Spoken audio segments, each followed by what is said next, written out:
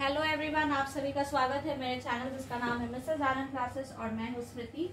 आज मैं लेकर आई हूँ इकोनॉमिक्स चैप्टर 2 का पार्ट 2। लास्ट क्लास हमने एक्टिविटीज मेजर इकोनॉमिक एक्टिविटीज तक कवर किया था। So we will start from there itself. So last class हमने प्राइमरी, सेकेंडरी और टर्शियरी एक्टिविटीज को देखा था। Okay, so we will go into deep. So Sheila is not paid for the services delivered for upbringing of the family. Vyuta earns money which he spends on rearing his family. Women are not paid for the service delivered in the family. So women who are working in their own family are not being paid. Okay, their job is a very tough job, but they are not paid. Okay, Geeta, mother of Vilas, earned an income by selling fish. So Sheila does not earn and Geeta is earning. Okay, Sheila is not earning,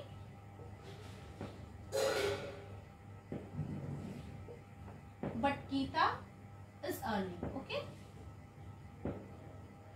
how Geeta is earning? Earning by selling fish. Okay, by selling fish. So Geeta is earning by selling fish. Their earning, like that of their male counterpart, is determined on the basis of education and skill. Education helps individual to make better use of the economic opportunities available before him. So education, in the last class itself we have learned that education is a must, is very necessary, or you can say is a must. Each individual, each child should be having this education as their birthright. Okay, so because of this education, you can have different types of skills, you can have different types of opportunities which are not available who are not educated. Okay, education and skill are the major determinants of the earning of any individual. So it is the education and skills what you have. Okay, what type of education you have received and the skills you have developed through your education is a must, is a requirement of today's world. Okay,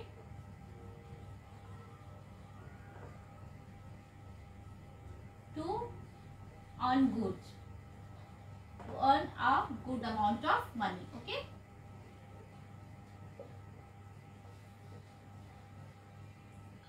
so these are very necessary.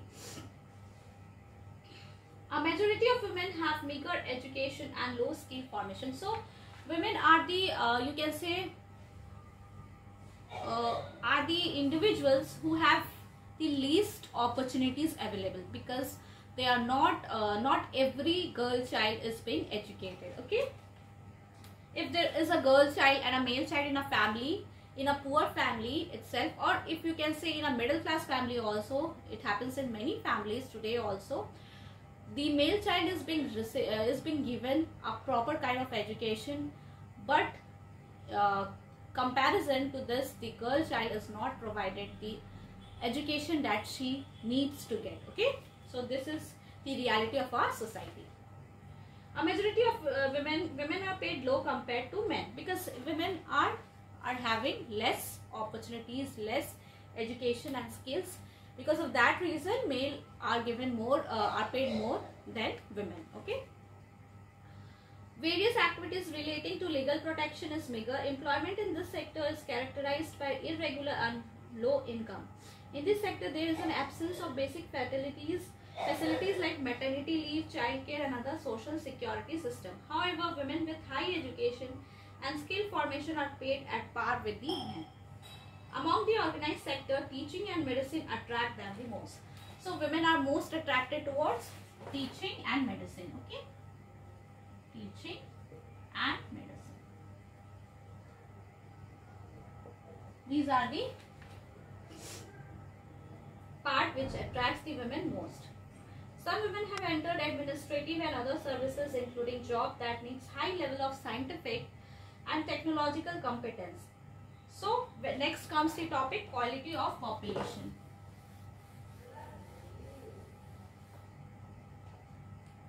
Quality of population. So under this category, the quality of population depends upon the literacy rate. So depends upon the mummy पढ़ा रही है, इधर इधर literacy इधर बेटा। literacy rate. Literacy rate. Literacy rate. Okay.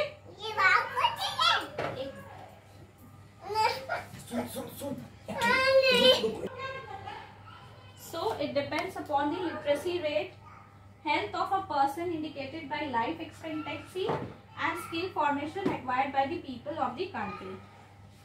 So the quality of population depends upon this quality of population depends upon the literacy rate. How many people, how many individual of a population are literate. Okay, literacy rate.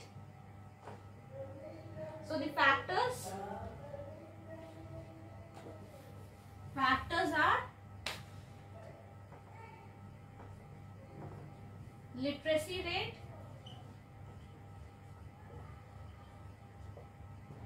health,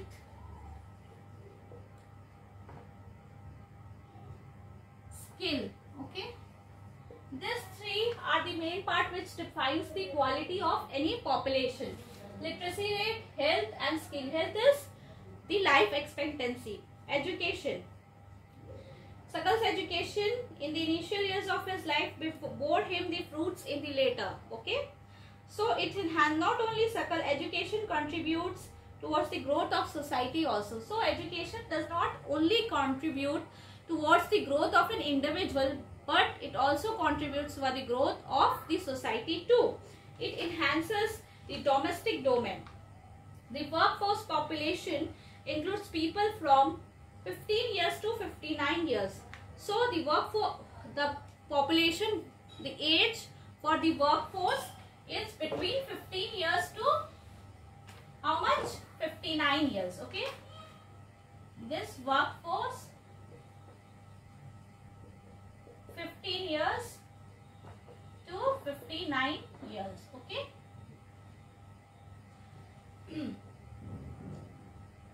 In case of India, we have unemployment in rural and urban areas too. The nature of unemployment differs in rural and urban areas. In case of rural areas, there is seasonal and disguised unemployment.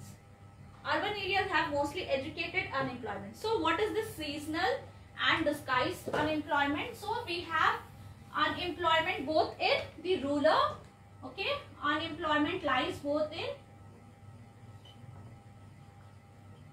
the rural and the urban. Okay, so in the rural there is two types. First is seasoned and second is disguised. So what is the seasoned? Seasoned unemployment happens when people are not able to find jobs during some months of the year. So people are not able to find jobs during some months of the year. Unemployed for some months. Okay, unemployed for some months. Okay, disguised means in case of disguised unemployed, people appear to be employed. They have agriculture plot where they find work. This usually happens among family. See, disguised means if there is no requirement for them to work. Okay, see, suppose for example in an agricultural field only 10 members are required to work. Okay, but 15 members are working of the same family. Okay, 15 members are working in the same plot from the same family. So the extra 5 members or the 5 workers, you can say, are the extra one and they are not required. So these are known as the disguised unemployed, or you can say disguised unemployment. The work requires the service of 5 people but engages 8 people. So this book has given some other example. I was giving some other example, but the concept behind it is the same. The disguised unemployment is that in which if we require some amount of say X amount of people and we are engaging X plus Y amount of people, so it is not worth, okay, but we are engaging because they have no work to do. So these are the disguised, the extra plus Y people are the disguised employees. In case of urban areas, educated unemployment has become a common phenomenon. Many youth with matriculation, graduation and post-graduation degrees are not able to find job. A study showed that unemployment of graduate and postgraduate has increased faster than among matriculates. So the study, so this was the case of rural, okay. In the urban part we have,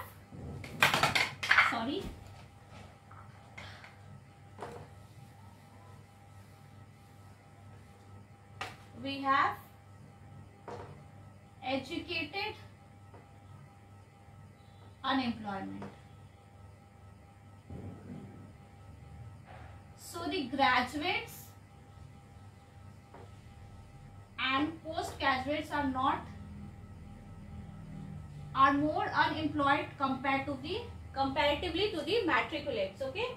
So this is a big concern in our society. See, there's graduates and postgraduates with higher education degrees, or you can say education skills. They are jobless instead of the matriculates. So our study has been shown like this, okay. Unemployment leads to wastage of manpower resource. So if the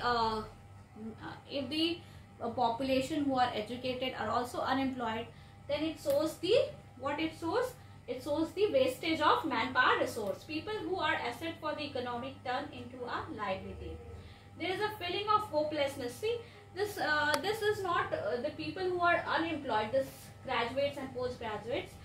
This is not only what you can say, it is not bad, or you can say bad news for these people, these individuals only, but it is bad for the whole society. Why? In terms of wastage of human resource, and for them also they are very hopeless, and they don't find any value in their life, and people also don't find value in them, so they are very hopeless and despair. Unemployment tends to increase economic overload. So this unemployment, what does it does? It increases economic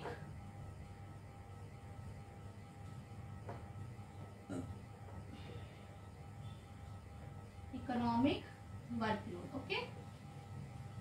This unemployment increases economic overload. Sorry, workload, not overload.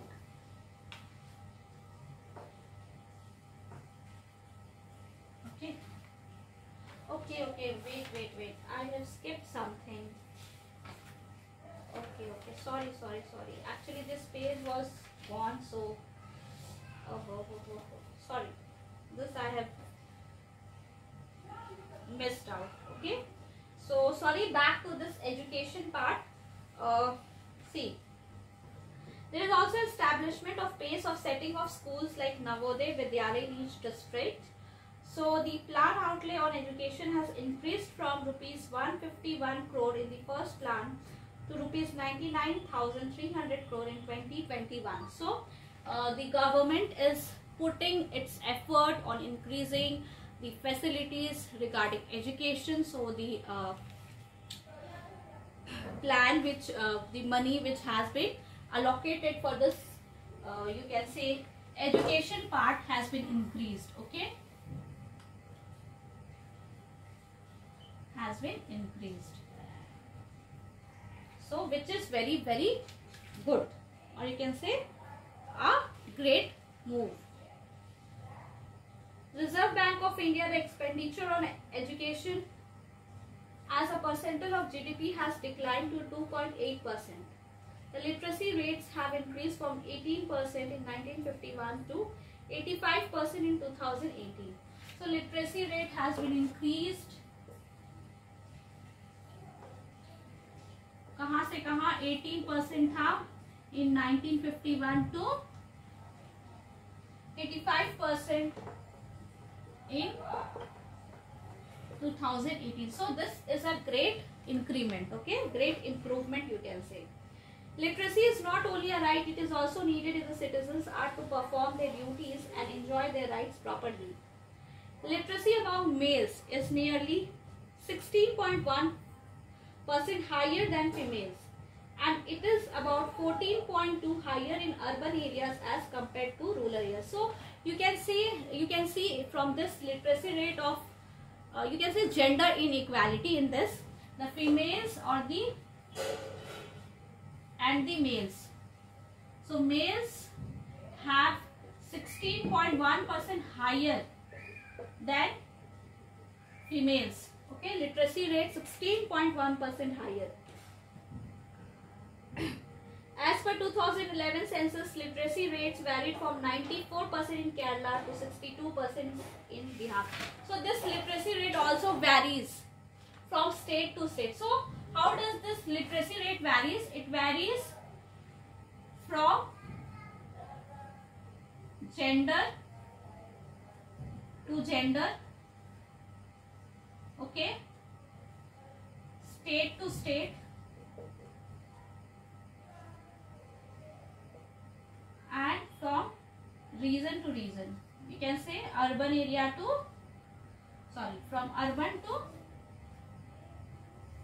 rural. So these are the categories in which the literacy rate is varying. Okay. So many campaigns have been there, or you can say started by the government. Like Sarv Shiksha Abhiyan is a significant step towards providing elementary education to all children in the age group of 6 to 14 years. Okay. The gross enrollment ratio in higher education in the age group of 18 to 23 years is 27% in 2019 to 20, which would be broadly in line with world average. So the gross enrollment ratio is in higher education is from 18 to 13 years.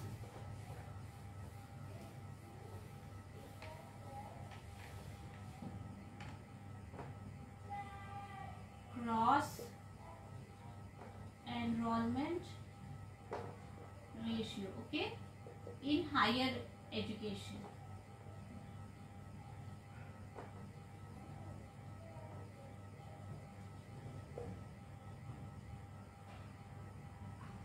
Okay, which is world का जो average है उसके हिसाब से ठीक है. Okay, अगर आपको मेरा वीडियो अच्छा लग रहा हो, if you are getting any good information from my videos, so kindly subscribe to my channel Mrs. Anand Classes, and also share with your friends. Okay, this my videos you need to share with your friends too, so that they can also get benefit from my videos. Okay, if you have any doubt, you can comment in the comment box itself. Okay, the strategy focuses on increasing access, quality, adoption of state specific curriculum modification, vocationalization and networking on the use of information technology. There is also focus on distance education. See, today after Corona, we have seen that there are many online platforms too for getting education. Now nowadays it has become very easy to get good skills developed in one individual, in any individual, through this online platform. So distance courses are also available. Because everyone could not afford or could not go to colleges or to get some good technical information or technical courses, so they can offer they can have these courses through online also. So distance education, convergence of formal, non-formal, distance and IT education institutions. Over the past 60 years, there has been a significant growth in the number of university and institutions of higher learning in specialized areas. So we have taken care of the factors which are required for the quality of population. Okay, the first one was the health, first one was the education, second one is the health. So health is also very, very important. Without health you cannot do anything in your life. The second is the health. Okay, for maximize profit, The health of a person helps him to realize her potential and the ability to fight illness. She will not be able to maximize his or her output to the overall growth. So unless someone is fit, okay, someone is fit, you can, for example, you can see it in yourself. If you are feeling okay, if you are feeling energized, if you have good energy because you are feeling from inside within yourself, then you can give this positive energy to anyone else, okay. Until and unless you feel good, you cannot make others feel good, okay, or you cannot perform your duties or anything which you want to do without your good health, okay. So health is for me, health comes first. After that, education. If you have good health, you can get education, you can be educated, you will feel like I should do this, I should do that. But if you don't have good health, you cannot contribute in your family, you cannot contribute to yourself, you cannot contribute to the society, okay. So health comes very, very important part of your journey as a quality population, okay.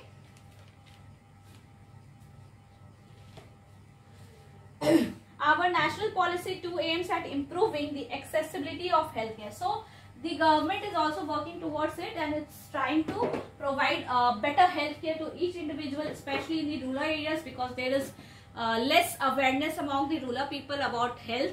So there are many healthcare facilities given by the government in these areas too, okay.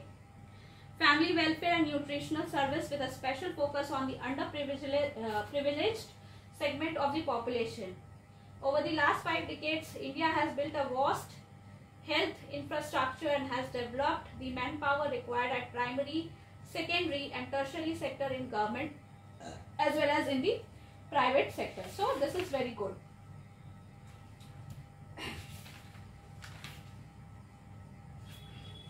There are many places in India which do not have even these basic facilities. There are only 542 medical colleges in the country and 313 dental colleges. So today also we are very behind, okay. We need to work on this healthcare sector. Government is working, but it needs to work more, because we have only 552 medical colleges and 330 dental colleges, okay, which is very less, okay. So we need to focus on this healthcare. So in between we have messed up, okay, sorry for that unemployment one that we have discussed. So we have discussed in a very good form. So the third factor was unemployment, okay. So we have discussed some points regarding this unemployment. I will go very fast in this just to make you revise what we have discussed in between, okay. So what we have discussed about unemployment, we have discussed that the workforce population has been increased, okay, but there is also, we need to work on this very much, okay. So we have seasonal type of unemployment. We have we have rural and we have urban unemployment. In the rural part we have discussed there are two types of unemployment, that is the seasonal one and the second one is the disguised one. And in the urban part we have educated unemployment. So both of this we have three of these we have discussed. So we will go directly to this part. The unemployment in case of India, statistically the unemployment rate is low. A large number of people represented with low income and productivity are counted as employed. So statistically the unemployment rate of India is low, okay. If we are talking about statistics, unemployment rate in India is low. Because why? Because we are counting also the individuals with low income and productivity also. Why this is low? Unemployment rate is low because we are counting low income people also, low income and productivity one also. Okay.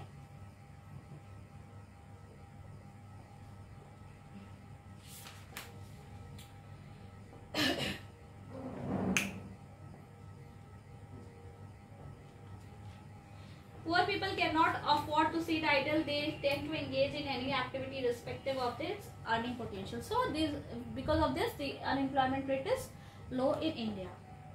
Moreover, the employment structure is characterized by self-employment in the primary sector. The whole family contributes in the field even though it's not needed, that we have discussed in the disguised section of unemployment. Okay. Agriculture is the most labor absorbing sector of the economy. In recent years, there has been a decline in the dependence of population in the agriculture, partly because of disguised unemployment discussed earlier. So in the recent years, we have seen that there is decrease in the agriculture sector. Some of the surplus labor in agriculture has moved to either the secondary or the tertiary sector. In the secondary sector, small scale manufacturing is the most labor absorbing. So in the secondary sector, the small scale industries are the most labor absorbing sector. In case of the tertiary, various new services are now appearing like biotechnology, information technology and so on. So this was all about this chapter, people as a resource. We have completed this chapter and hope you liked this video and you got the information, the main key points of this chapter, the most important points, the most important information that the book, that this chapter wants to deliver to you. I have tried my best to deliver to you all. So I hope you like this, the information, and if you like this, kindly subscribe to Mrs. Anand Classes and also share with your friends. Thank you. I will be coming very soon with the next chapter of this economics class 9. Okay. Thanks for watching my video.